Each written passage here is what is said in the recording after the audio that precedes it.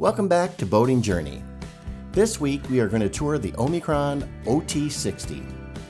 Looking at this boat from above, you may ask yourself, where is the mast? And that is understandable, as the design of this boat combines the quiet, efficient, easygoing cruise of a sailboat and the convenience and space of a motor yacht. Omikron Yachts is well known for its cutting-edge motor yachts and super sailing yachts. And as we walk around this brand new vessel, you'll see the best of both throughout. The OT-60 comes in a 4-stateroom club version or a 3-stateroom owner's version, and you can cruise up to 1,000 nautical miles on 1,200 liters or 317 gallons of fuel. Let's check it out. Before boarding, just looking at the stern, you can almost imagine twin wheels to port and starboard from which to operate the boat on your afternoon cruise across the Chesapeake. But I like having the integrated swim platform that can easily accommodate a small tender, or as we see here, act as an extension of the cockpit. We board via the passerelle, which conveniently rotates back towards the boat to extend the upper cockpit area. The dual staircases to port and starboard offer plenty of storage below each.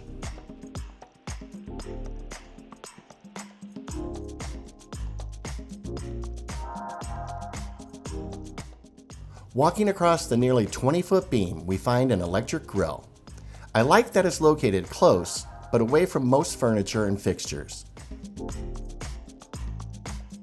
Looking around, the cockpit has plenty of seating and an adjustable table for dining. Over to port, we find an aft docking station that can be lowered into a storage locker. And back to starboard, we have a storage locker where a secondary aft docking station could be installed. Walking forward, again we have additional features you may find on a sailboat, such as flush-mounted hatches, low gunnels, and cable lifelines rather than stainless handrails. I like that the windlass is covered and located beyond the deck, eliminating any tripping hazard. The forward hatch leads to the crew quarters below, and the other hatch provides ventilation and light to the primary stateroom below. Located in front of the pilot house, we have a large sun pad with cutouts for additional hatches below. I like that they can be covered, however, when not in use. There is a removable sunshade and ladder that provides access to the massive roof that could be covered in a solar array or additional electronics as needed. Continuing around on the port side, the side windows open to allow for cross ventilation, which would be great when spending the night on the hook.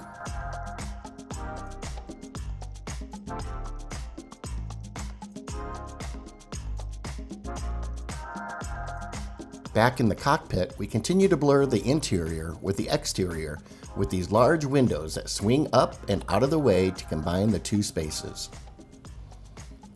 Entering the main deck salon, there is ample seating to port to take in the game on the retractable TV to starboard.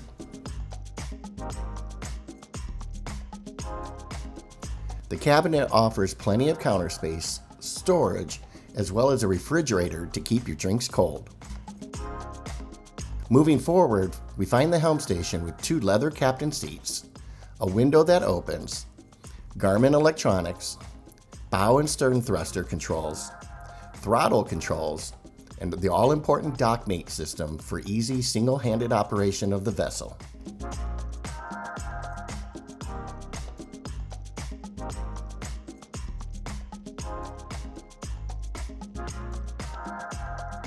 Taking a few steps down, we enter the galley and eating settee area.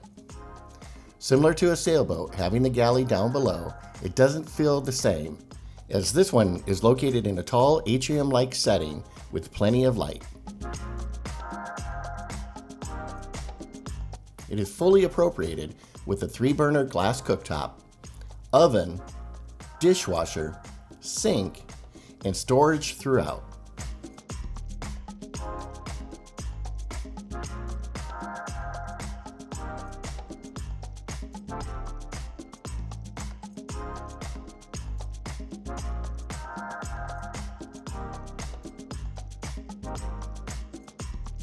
It also features a large fridge freezer and additional pantry space.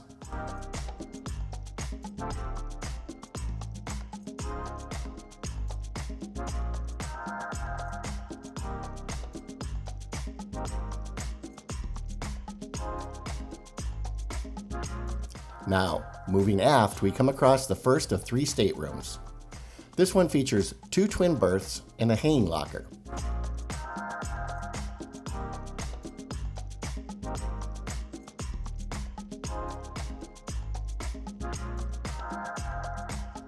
Entering the ensuite, there is a single sink vanity with sufficient counter space and a good-sized mirror with storage behind. The separate shower includes a seat, handheld shower head, and a small clothes washer built into the wall.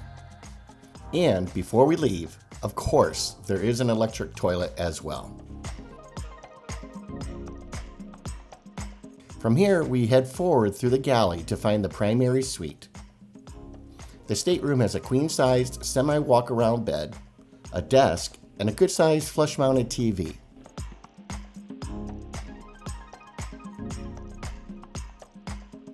And to starboard, we have a water closet with toilet and single sink vanity.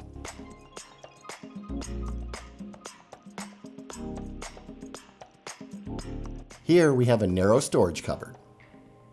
They really utilized all the space well on this boat.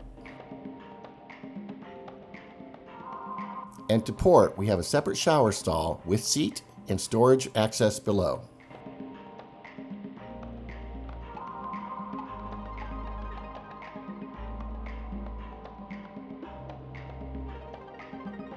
Finally, more storage, including a hanging locker and cabinet below. But wait, there is one more stateroom on this boat, and we would find it again aft below the Salon. First, we come across the full day head with shower stall, toilet, and sink to port.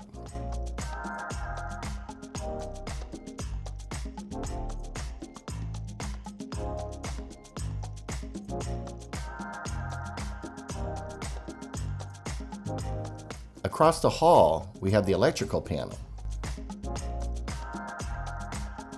And from here, we enter what would probably be considered the VIP stateroom, although it does not have a private ensuite. Though the berth is not a full walk-around, there is room to walk across the foot of the bed over here to get into the bed. We have a little dresser here, plenty of storage above, storage there again, and again, this is not a private ensuite, as it is shared access with the day head.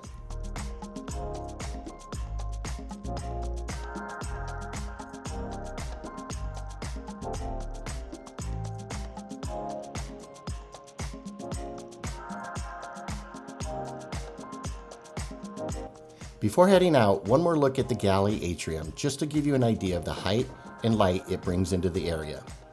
You really never feel like you're, quote, down below. I really like the look, feel, and function of this boat. What about you? Leave your comments down below. Pricing, of course, is upon order based on the features and finishes. Now let's check out the specs on this one in greater detail.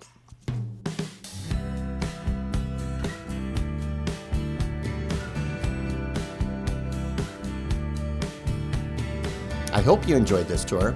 If you did, please give it a thumbs up, hit the subscribe button, and ring the notification bell. Allie and I appreciate your continued support. We'll see you next time.